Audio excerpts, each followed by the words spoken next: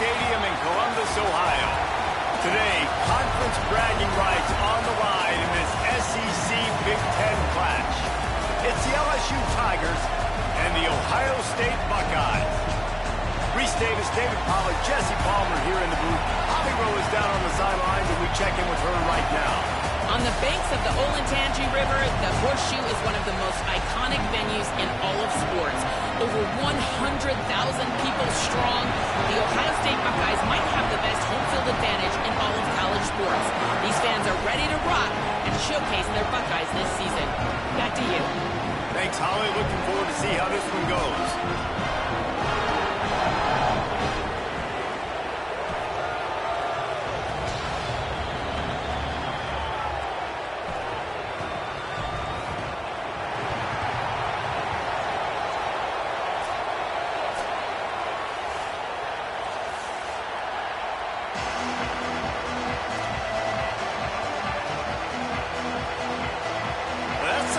Start this game. They're lining up for an onside kick. The Tigers will call a timeout. That's their first.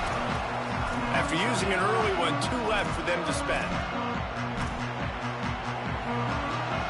The LSU Tigers kicker approaches the football, and the 2026 season is underway.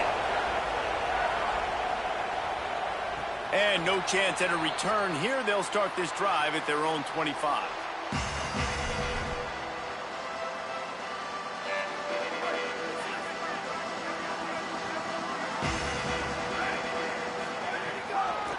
Here's the give off the left side.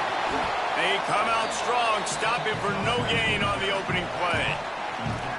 The big fella in the middle, man. Those defensive tackles, they go such a long way in deciding and really stopping the other team's run game. Just forcing contact with those guards and those centers, owning the line of scrimmage, and getting running backs on the ground. Didn't get much on first down. It's 2nd and 9.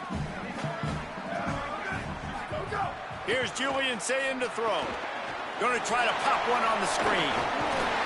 Really good job to pick up a chunk of yardage and get it out to the 39-yard line.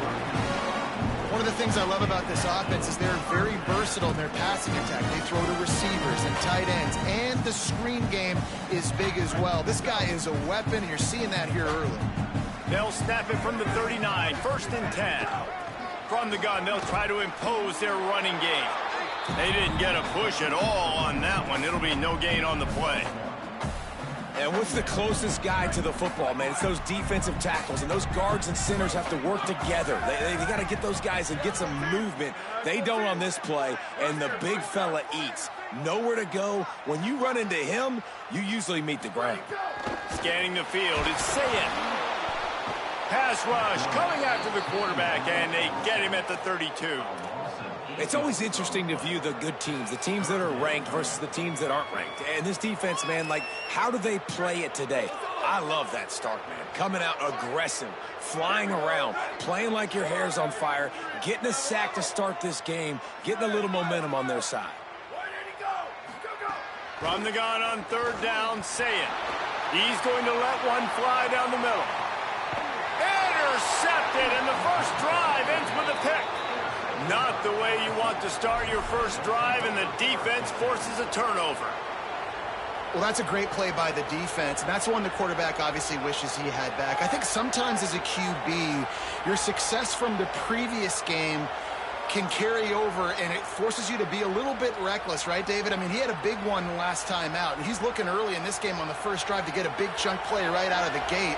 He throws that one into coverage, and the defense makes him pay for it. Well, and how about talking to this defense before this game? They talked about, can they make something good happen early? If they could, maybe they could rattle him a little bit. Everything went well for him last week, and so good job by this defense striking early. Hopefully it'll develop some confidence with this D and maybe a little bit of hesitation with the QB. And every offense has plays that they really hang their hat on. And back in 1970, it was the toss. The toss play used to be the thing. You don't see as much of this nowadays. It's early in the game.